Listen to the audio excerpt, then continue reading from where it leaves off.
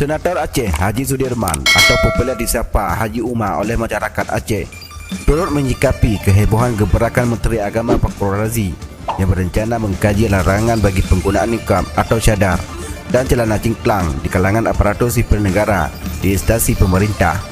Dalam siaran persnya, senator yang meraih suara terbanyak untuk dapil Aceh pada pemilu lalu ini mengatakan bahawa banyak masalah lain yang lebih urgen dan menjadi prioritas untuk dibenahi dalam wilayah kerja Kemenang.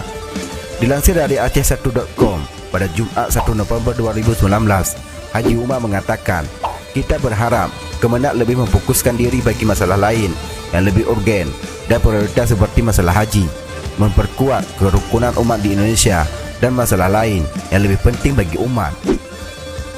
Menurutnya, cadar dan celana cingklang tidak dengan serta-merta dapat diasosiasikan dengan identitas radikalisme di Indonesia. Sebaiknya, pernyataan itu dapat berimplikasi bagi sesatnya opini publik yang kemudian ikut memberi stigma tertentu bagi individu yang menggunakan cadar dan celana cingklang dalam sosial masyarakat.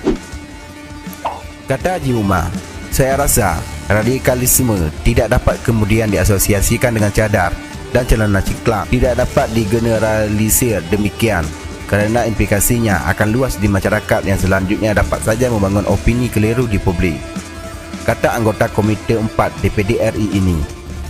Haji Sudirman malah berpendapat jika upaya bagi pencegahan radikalisme di Indonesia salah satunya adalah dengan optimalisasi pendidikan agama bagi generasi muda di daerah.